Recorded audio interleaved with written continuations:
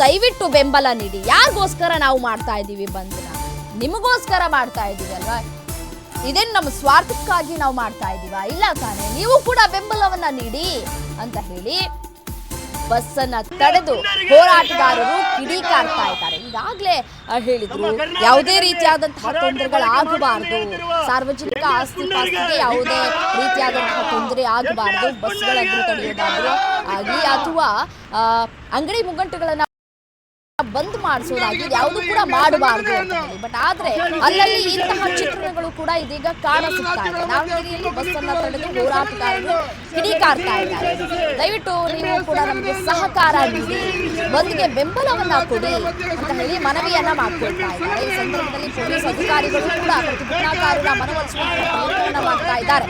ದೃಶ್ಯದಲ್ಲಿ ಕೂಡ ಗಮನಿಸ್ತಾ ಇದ್ದಾರೆ. ಬಸ್ ಹೋಗೋದಕ್ಕೆ ದಾರಿ ಮಾಡ್ಕೊಡ್ತಾ ಇದ್ದಾರೆ, ಅನುವು ಮಾಡ್ಕೊಳ್ತಾ ಇದ್ದಾರೆ ಪ್ರತಿಭಟನಾಕಾರರನ್ನ ತಡೆದು.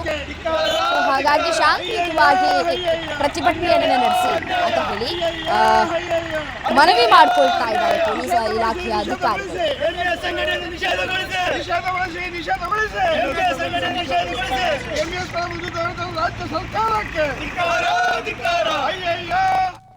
ಎಸ್, ಮತ್ತಷ್ಟು ಡೀಟೇಲ್ಸ್ ನೀಡ್ತಾ ಹೋಗ್ತಾರೆ ನನ್ನ ಕಲೀಗ್ ಮಲ್ಲಿಕಾರ್ಜುನ್ ದಾವಣಗೆರೆಯಿಂದ ಫೋನ್ ಸಂಪರ್ಕದಲ್ಲಿದ್ದಾರೆ. ಹೆಸರು ಮಲ್ಲಿಕಾರ್ಜುನ್, ದಾವಣಗೆರೆಯಲ್ಲಿ ಯಾವ ರೀತಿಯಾಗಿ ಇದೆ ಈ ಪ್ರತಿಭಟನೆಯ ಕಾವು?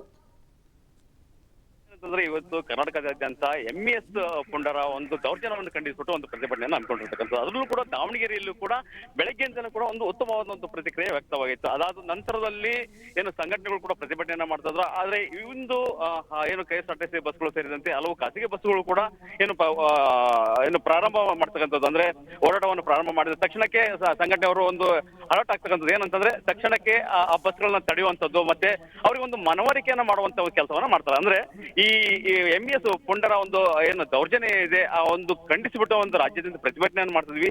ಈ ಪ್ರತಿಭಟನೆ ಮಾಡುವಂತ ಉದ್ದೇಶ ನಿಮಗೋಸ್ಕರ, ಅಂದ್ರೆ ಏನು ನಿಮ್ಮ ಒಂದು ಒಳಿತಿಗೋಸ್ಕರ ನಾವು ಒಂದು ಪ್ರತಿಭಟನೆಯನ್ನ ಮಾಡ್ತಾ ಇದೀವಿ. ಆದ್ರೆ ನೀವೇ ಸಪೋರ್ಟ್ ಮಾಡಲಿಲ್ಲ ಅಂತಂದ್ರೆ ನಾವು ಯಾರಿಗೋಸ್ಕರ ಮಾಡ್ಬೇಕಾಗುತ್ತೆ ಅನ್ನುವಂತ ಒಂದು ವಿಚಾರವನ್ನ ಅವ್ರ ಮುಂದೆ ಇರ್ತಕ್ಕಂಥದ್ದು. ಅದೇ ರೀತಿಯಾಗಿ ಅಂಗಡಿ ಮುಂಗಟ್ಟುಗಳನ್ನು ಕೂಡ ಏನು ಮುಚ್ಚುವಂತ ಒಂದು ಕೆಲಸವನ್ನ, ಅಂದ್ರೆ ಏನು ರಾಜ್ಯದಲ್ಲಿ ನಡೀತಕ್ಕಂಥ ಈ ತರ ಒಂದು ದೌರ್ಜನ್ಯ ಇದೆ ಅದನ್ನ ಖಂಡಿಸಬೇಕು ಅನ್ನೋ ಕಾರಣಕ್ಕೋಸ್ಕರ ನಾವು ಈ ಒಂದು ಪ್ರತಿಭಟನೆ ಮಾಡ್ತಾ ಇದೀವಿ.